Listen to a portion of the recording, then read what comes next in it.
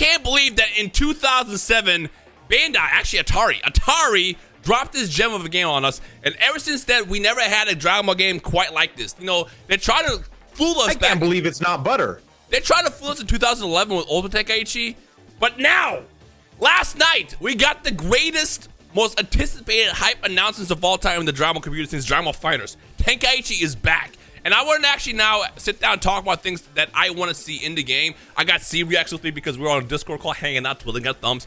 And he had just done his video. And I posted one yesterday, kind of like doing my debriefing. But this is all about things that we want to see. So in the comment section below, what I need you guys to do is comment top 3 things you want to see in Dragon Ball Tenkaichi. And while you're at it, if you're hyped for this game, hit the thumbs up. All right, number 1, Dion, what I like about you being here is you said you want to see custom characters. I don't. No, I did not. I did not say that. Oh, I'm tripping. Don't put words in my mouth. I literally just watched your video and I mixed it up.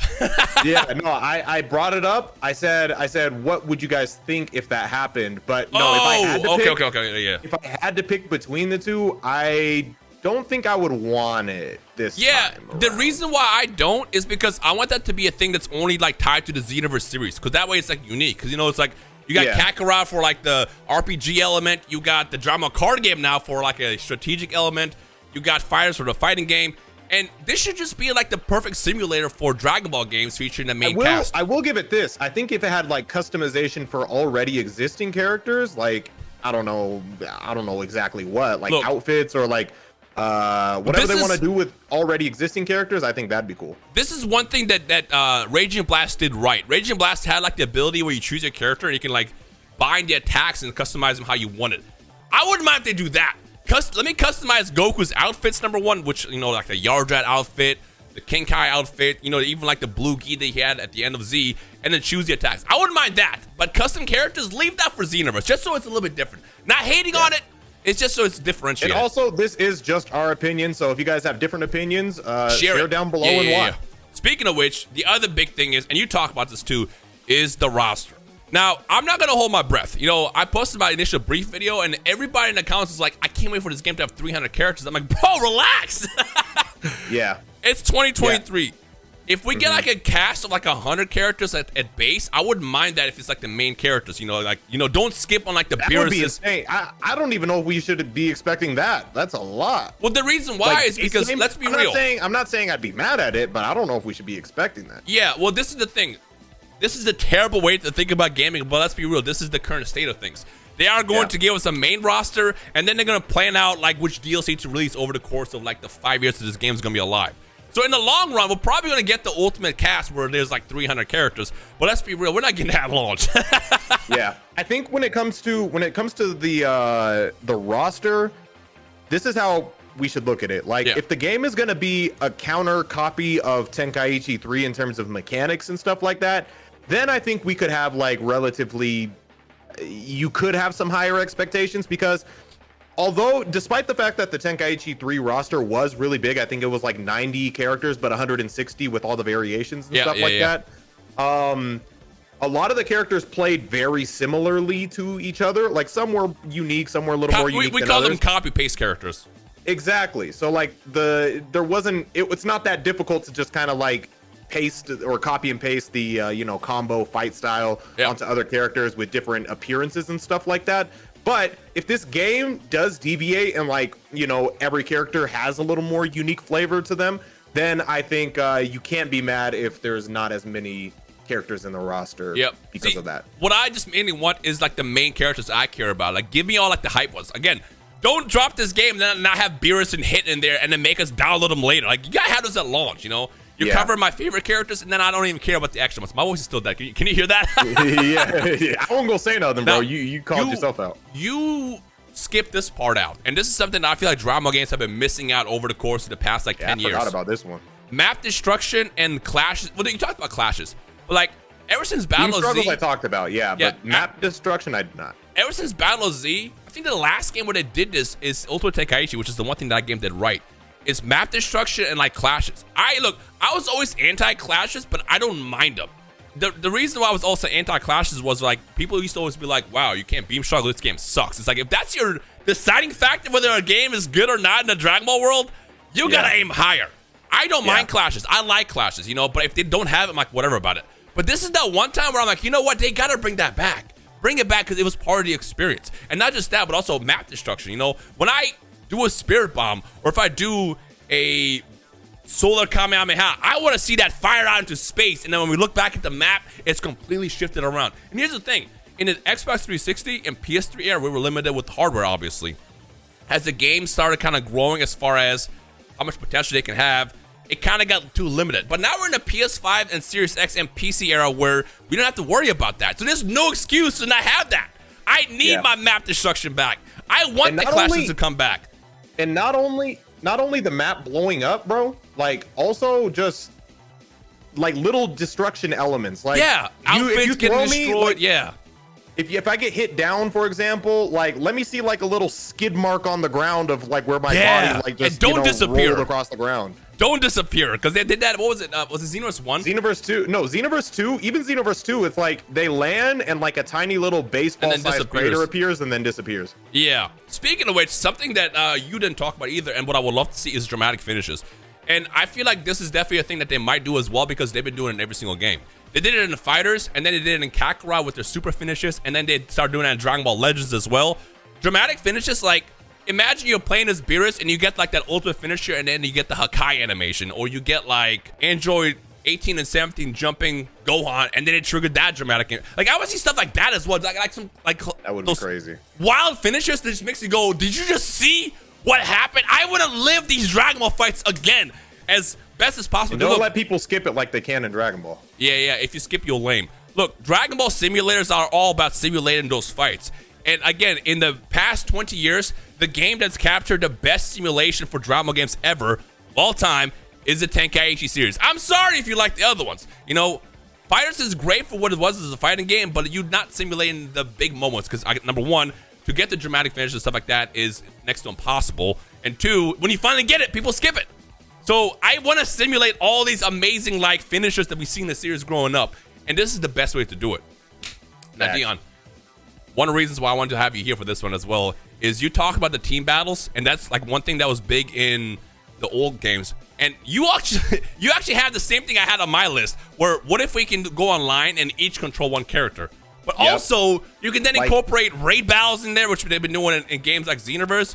You can do stuff like 5v5, we all control a character. We've been doing it with our series with the Three Idiots. No, I definitely, I thought about that towards the end, like, because there's always been that 5v5 mechanic, but now that there's an online mode, think about like 10 players in like one lobby and like everyone just controls one person or whatever. Like maybe we start easy, like 3v3 just in case. 5 players, that sounds like a connection nightmare.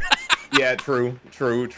But I mean, as long as they have it set up to where, you know, it's just there's spectator mode and then maybe they're not as strenuous on the connection and then I don't know. Speaking of which, we need the basics, okay? I need a spectator mode. I need like a proper online lobby. The thing I'm kind of worried about, though this only happens in like Naruto games and like Demon Slayer and stuff like that, I want them to actually have a setup where you can spectate matches and stuff like that, you know? Because sometimes they tend to drop a game early and then they add that later. Like, remember Jump Force not having a rematch button for like 6 months? Bro! Yeah, that was wild. Now, the other obvious ones is netcode is a big one. Unfortunately, with Dragon Ball games, the one thing that's always suffered is netcode, you know? No matter how fun a Dragon Ball game gets, if you get into a match where it's a one-bar connection because somebody is using a toaster to play their game, it's going to be a terrible situation, obviously. If they can figure out a happy median where it's not the worst, it's at least bearable, I'm okay with it. Obviously, something I want to talk about also... I hate to settle for mid, but, you know. Yeah. Something I want to talk about also is a lot of people keep tossing the word rollback around with a game like this. Unfortunately, rollback only works with input-based games like Street Fighter, Tekken, and Dragon Ball Fighters. It doesn't work in the realm of online arena fighters where it's infinite options. Because basically the way rollback works is it predicts what you're going to input, and because of that, it makes it more manageable online. It's kind of wizardry, end of the day. I can't really explain it, but it doesn't work in a game like this. However, that doesn't mean that bad netcode or good netcode dream is dead like frame 1. It could still be decent, at least playable. So hopefully... That's the one thing. You know, with Xenoverse, I even said this for like, you know, the last couple of years. If Xenoverse ever had like really decent netcode where it's at least playable, you don't have to worry about decent stuff like that, I could play the game for the next 20 years. I can play a game right now, but I just know, and C-Reacts, we experience this all the time, where you and I will play and that one bad netcode issue happens and it's like, you know what, I think I'm done for the day. Yeah, I'm good. I'm good on that. That's crazy. Nah, I mean, netcode is, I don't know, that's always a scary thing because like I feel like the way we look at Xenoverse is almost solely based off of our online experience now. Yeah. And like we have such a glowing view of what Tenkaichi 3 was, and deservedly so, but we never played it online. Yeah, we never, and there was because I know somebody's gonna say there was an online that you could play on the Wii, but I've heard nothing was doing that shit, yeah, and it was awful. Yeah, I heard did nothing. Play it once. It was awful. I heard nothing but bad stuff about the online experience with that. Yeah, it was awful. Look, a game like Dragon Ball or a series like Dragon Ball for the games is always extended with the online play. So online has to be their number one priority, and I hope they get that right. But that's not to say the offline stuff is going to be bad as well. So you talked about this as well, but something I want to see, story mode, is obviously we played through Dragon Ball Z Kakarot recently, and we played through the alternate stories with stuff like Xenoverse. You know what I wouldn't mind? Getting the first official Dragon Ball game that lets us play the entire Super story. I don't know if we'll get Z. I mean, what ideally, like this, I thought this is what they're gonna do. They're gonna give us a Super story from start to finish. So from the very first episode, when we see Farmer Goku, all the way until the end of the Turn of Power episode, like what 135 or something like that. I could see them then for DLC release the story for like Z and stuff like that. And at that point, that's optional. I know people can be like, "Why?" I don't know about that. You think Z story is gonna be DLC? I don't think people would like that. But they wouldn't. But here's the thing: what would you rather have? Would you rather this? I guess this is a question for everyone at home. Would you rather get the story for Z again, which you just experienced in Kakarot and literally the last 20 years of games, or the first proper games where we actually played the Super story?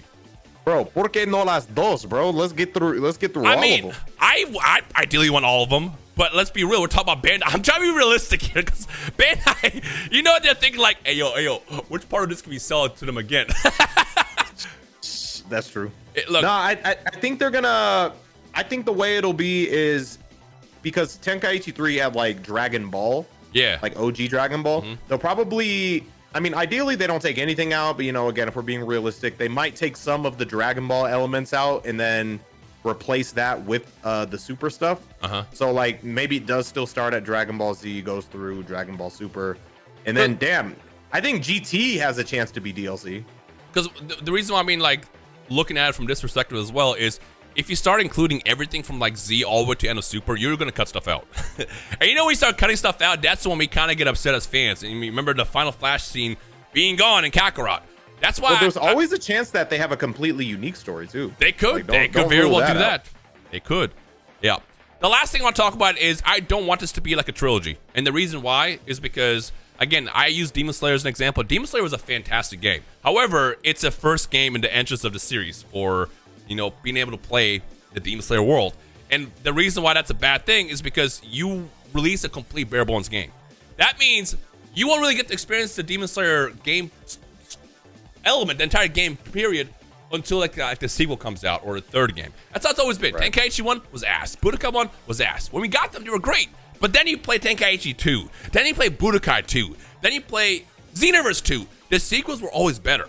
So, but that there's a big difference though that I think you're not thinking about, and that's the fact that this game is coming out in an era. I think they had to do it like that in the past because they couldn't just do a live update. So like they had to kind of release their ass game. That's what Tenkaichi 1 was damn near like a beta for Tenkaichi 2, and then Tenkaichi 2 was that for Tenkaichi 3. So they had to polish it that way. But now, since they can do live updates and, you know, balance patches and stuff like that, they don't have to do that. So I don't think it'll be a trilogy. That's why that's what I want. I'd rather them just drop this game like as complete as possible and then start adding stuff on DLC, story-wise, character-wise, and then anything else they can do. Because at that point, it's like you don't have to wait for Tenkaichi 5 to come out, Tenkaichi 6. You just get this, and then they update it, and you kind of get like, you know, what you get essentially.